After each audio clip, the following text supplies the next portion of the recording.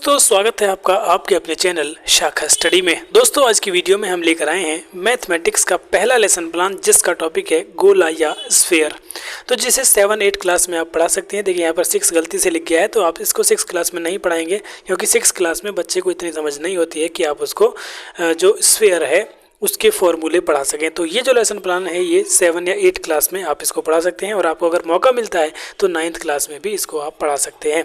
ठीक है, तो सबसे पहले आपको लेसन प्लान नंबर डालना है, उसके बाद सब्जेक्ट, उसके बाद क्लास और सेक्शन आप उसी टाइम पर फिल करेंगे जब आपको अलॉट कराया जाएगा।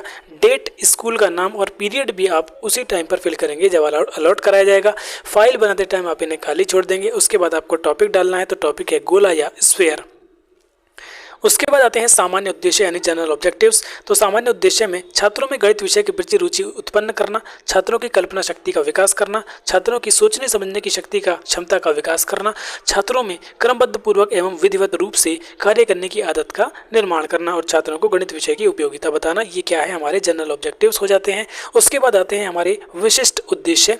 तो विशिष्ट उद्देश्य में हम 3 पॉइंट लिखते हैं, ज्ञान, बोध और प्रयोग। तो ज्ञान में छात्र गोले के बारे में जान सकेंगे, छात्र गोले के सूत्रों के बारे में जान सकेंगे और छात्र गोले का प्रयोग कर सकेंगे या दैनिक जीवन में प्रयोग कर सकेंगे। ये भी हम यहाँ पर लिख सकते हैं। पूर्व ज्ञान में छात्र छात्राएं गोले के विषय में सामान्य जानकारी रखते हैं। सहायक सामग्री में चौक, डस्टर, रोलर बोर्ड, संकेतक, चार्ट आदि जो भी चीज़ें आप पढ़ाने के दौरान यूज़ करेंगे उन सब को यहाँ पर लिखना है। ठीक है, तो ये इस तरह से पहला पेज हमारा कंप्लीट हो जाता है। उसके बाद आता है हमारा मोस्ट इंपॉर्टेंट पार्ट जो होता है लेसन प्लान का। लेकिन उससे पहले मैं आपको यहाँ पर बता दूँ कि हमारे चैनल पर लगभग सभी सब्जेक्ट्स के लेसन प्लान आपको मिल जाएंगे। और उसके अलावा यदि बीएड के बाद आप एमएड करना चाहते हैं तो एमएड एंट्रेंस की कंप्लीट प्रिपरेशन हमारे चैनल पर कराई जाती है। ठीक है, और प्लेलिस्ट में जाकर आप देख सकते हैं कि हमने प्रीवियस ईयर एंट्रेंस एग्जाम्स को सॉल्व करा रखा है। उसके अलावा बहुत सारी मैराथन क्लासेस भी हैं जो आपके एंट्रेंस एग्जाम में बहुत हेल्पफुल होने वाली हैं। ठीक है, तो एमएड एंट्रेंस की कंप्लीट प्रिपरेशन, बीएड के बाद एमएड आप कर लेंगे तो आपके लिए जॉब अपॉर्चुनिटीज़ जो है वो ओपन हो जाती हैं। क्योंकि देखिए अब आपने देखा है जैसे प्राइमरी से बीएड को बाहर कर दिया गया है, तो इसलिए अब आपको एमएड कर लेनी चाहिए। और अगर आप एमएड करते हैं तो उसके लिए आपको किसी भी यूनिवर्सिटी में एंट्रेंस जरूर देना होता है और एंट्रेंस की कंप्लीट प्रिपरेशन हमारे चैनल पर आपको मिल जाएगी।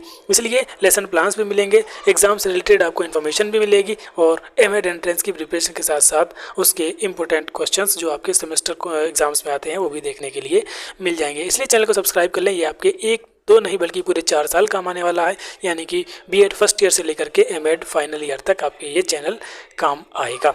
ठीक है, तो अब चलते हैं लेसन प्लान के मोस्ट इंपोर्टेंट पार्ट पर जिसे कहते हैं इंट्रोडक्टरी क्वेश्चंस यानी प्रस्तावना कथन। तो देखिए अगर आपके पास फाइल है तो आपको ये सारे कॉलम जो है बने हुए मिल जाते हैं। लेकिन अगर आपके पास फाइल नहीं है और आप प्लेन पेपर पर बना रहे हैं तो आपको यहाँ पर सिर्फ 6 कॉलम लिखने हैं, 6 पॉइंट लिखने हैं। सबसे पहले शिक्षण बिंदु लिखना है, उसके बाद शिक्षण उद्देश्य लिखना है, तीसरा आपको छात्र अध्यापक क्रिया, चौथा आपको छात्र क्रिया और उसके बाद 5वां जो है वो आपको विधि या सहायक सामग्री लिखना है और छठा कॉलम आपको मूल्यांकन का बनाना है। ठीक है, इनको आप अगर प्लेन पेपर बना रहे हैं ना भी लिखेंगे तो भी कोई प्रॉब्लम नहीं है।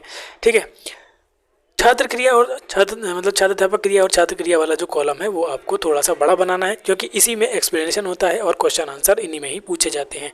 ठीक है, तो ये दो कॉलम जो है ये आपको यहाँ पर थोड़े से बड़े बनाने होते हैं। तो चलिए इंट्रोडक्टरी क्वेश्चंस यानी प्रस्तावना प्रश्न जो है उनको देखते हैं। सबसे पहले शिक्षण बिंदु में प्रस्तावना कथन जिनका शिक्षण उद्देश्य होता है छात्रों के पूर्व ज्ञान को नवीन ज्ञान से जोड़ना। उसके बाद छात्र अध्यापक क्रिया में कुछ प्रश्न पूछे जाते हैं और छात्र उनका जवाब देंगे। पहला प्रश्न है सचिन तेंदुलकर किस खेल से संबंधित है। तो हर छात्र यहाँ पर जवाब दे सकता है कि सचिन तेंदुलकर क्रिकेट से संबंधित है।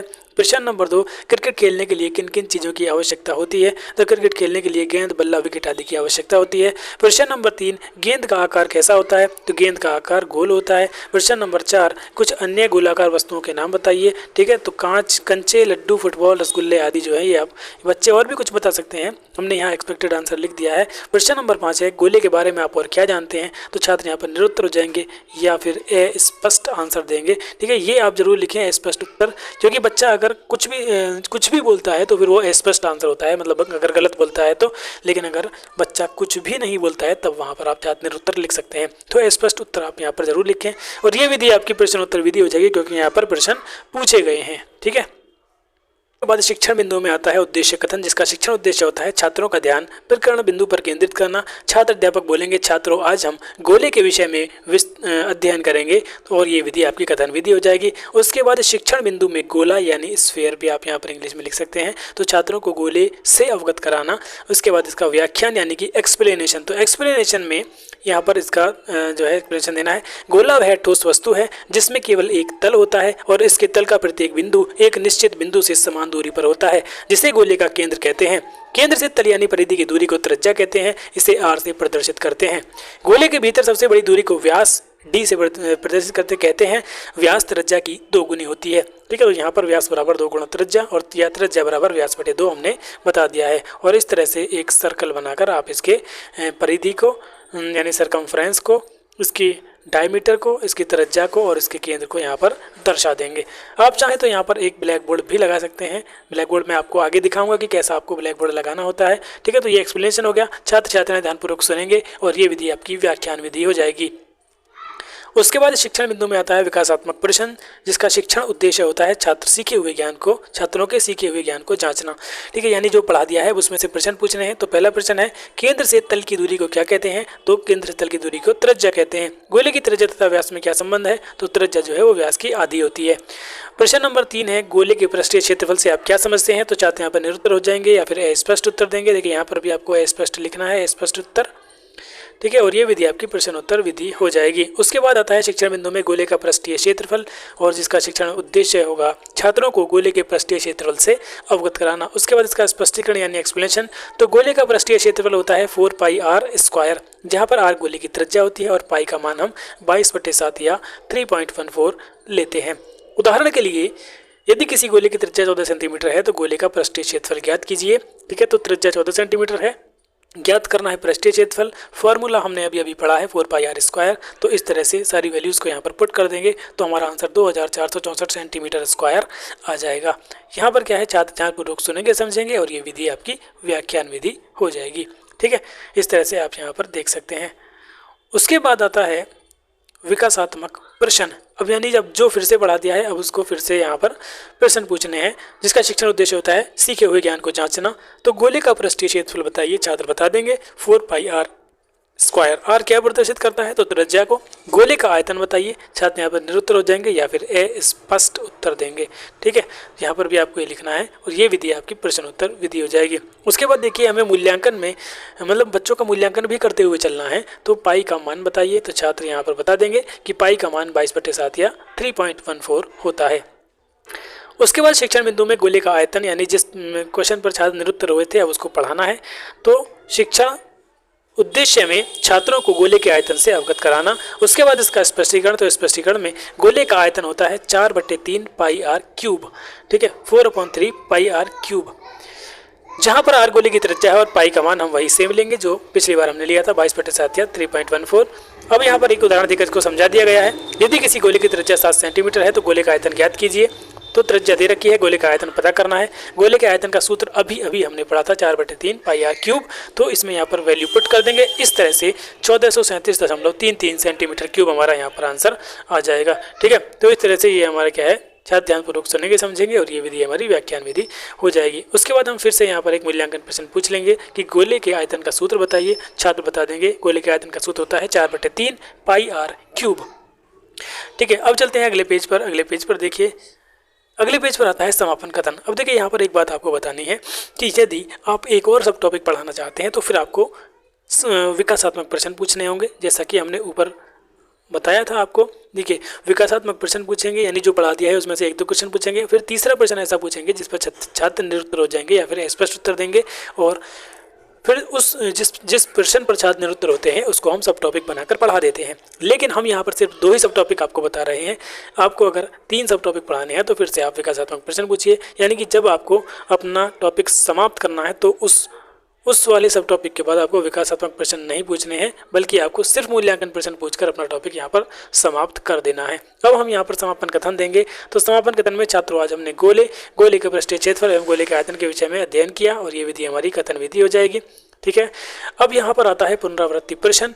जिनका शिक्षण उद्देश्य होता है छात्रों का पूरे प्रकरण से संबंधित ज्ञान का मूल्यांकन करना, यानी एक टॉपिक और दो सब टॉपिक जो हमने पढ़ा दिए हैं, अब उसमें से छात्रों का मूल्यांकन करना है कि छात्रों को पूरा टॉपिक कितना समझ में आया है। तो पहला प्रश्न है त्रिज्या तथा व्यास में क्या संबंध है। छात्र बता देंगे त्रिज्या बराबर व्यास बटे 2। प्रश्न नंबर 2 है गोले का पृष्ठीय क्षेत्रफल बताइए। तो गोले का पृष्ठीय क्षेत्रफल है 4πr²। गोले के आयतन का सूत्र बताइए। तो गोले का आयतन होता है 4/3πr³। ये विधि हमारी प्रश्न उत्तर विधि हो जाएगी। उसके बाद आता है श्यामपट्ट सारांश, जिसका शिक्षण उद्देश्य है छात्र सीखे हुए ज्ञान को सारांशित कर सकेंगे। उसके बाद आपको ब्लैक बोर्ड पर जो मेन पॉइंट्स हैं टॉपिक के वो लिखकर छात्रों को पूरा टॉपिक यहाँ पर रिकॉल करा देना है, ठीक है। और इस तरह से आपको फाइल में एक ब्लैक बोर्ड चिपकाना होता है, ठीक है। तो इसमें यहाँ पर देखिए मेन पॉइंट्स लिखकर हमने छात्रों को समझाया है और ऐसा ही आपको एक ब्लैक बोर्ड चिपकाना होता है। ये देखिए इस ब्लैक बोर्ड की लंबाई ज़्यादा होनी चाहिए और चौड़ाई, इसकी भी लंबाई चौड़ाई मतलब लंबाई ज़्यादा थी चौड़ाई कम थी, लेकिन क्योंकि ये जो हमने इसको कंप्रेस कर दिया है जिससे कि आप देखिए इतनी बड़ी फाइल थी, इतनी बड़ी फाइल को एक इतने छोटे से फ्रेम में कैद करना थोड़ा सा मुश्किल था, इसलिए हमने इसको कंप्रेस कर दिया है। और कंप्रेस करने के बाद इसकी जो लंबाई है वो मतलब नीचे खिंच गई है, इधर की बजाय ये नीचे थोड़ी सी खिंच गई है। उसके बाद आता है आपका गृह कार्य यानी होमवर्क। तो अब छात्रों को गृह कार्य के लिए कुछ क्वेश्चन देने हैं। इनका शिक्षण उद्देश्य होता है छात्र सीखे हुए ज्ञान का स्थायीकरण कर सकेंगे। देखिए स्थायीकरण कैसे कर सकेंगे, क्योंकि पहले हमने क्या किया, विकासात्मक प्रश्न पूछे, विकासात्मक प्रश्न के बाद हमने क्या है मूल्यांकन प्रश्न पूछे और साथ साथ हमने फिर पुनरावृत्ति प्रश्न भी पूछ लिए हैं। और उसके बाद हमने श्यामपट्ट सारांश से छात्रों को टॉपिक फिर से रिवाइज करा दिया है। तो इतने में छात्रों को बहुत कुछ समझ में आ जाएगा। और अब हम जब छात्रों को गृह कार्य के लिए क्वेश्चन देंगे तो घर जाकर जब वो पढ़ेंगे तो जो चीज़ उनके बिल्कुल स्थायी हो जाएगी और ज्ञान पूरी तरह से स्थायी हो जाएगा, इसलिए हमें होमवर्क दिया जाता है। तो इंटरव्यू में आपसे पूछा जा सकता है कि हम गृह कार्य बच्चे को क्यों देते हैं, तो इसका आंसर आप यही देंगे कि बच्चों के ज्ञान का स्थायीकरण करने के लिए, जिससे कि ज्ञान जो है उनको ज़्यादा समय तक याद रहे। तो यहाँ पर कुछ प्रश्न देंगे। गोले को परिभाषित कीजिए। यदि गोले की त्रिज्या 10 सेंटीमीटर है का व्यास 10 सेंटीमीटर है तो उसकी त्रिज्या क्या होगी। तो आप सभी जानते हैं त्रिज्या जो है व्यास की आधी होती है, ठीक है। यदि किसी गोले की त्रिज्या 6 सेंटीमीटर है तो उसका आयतन क्या होगा। तो छात्र यहाँ पर सभी छात्र गृह कार्य को अपने उत्तर पुस्तिका में नोट करेंगे और ये विधि आपकी गृह कार्य विधि हो जाएगी, ठीक है दोस्तों। तो इस तरह से ये पूरा लेसन प्लान मैथमेटिक्स का पहला लेसन प्लान हमने यहाँ पर कंप्लीट कर लिया है, ठीक है दोस्तों। उम्मीद है आपको ये लेसन प्लान समझ में आया होगा। यदि आपको अभी भी इसमें कोई डाउट है तो आप हमें टेलीग्राम पर भी मैसेज कर सकते हैं या हमारी ईमेल आईडी shakastudy@gmail.com पर कोई भी डाउट पूछ सकते हैं, ठीक है दोस्तों। तो मिलते हैं नेक्स्ट वीडियो में कुछ और लेसन प्लान्स के साथ, तब तक के लिए बाय बाय।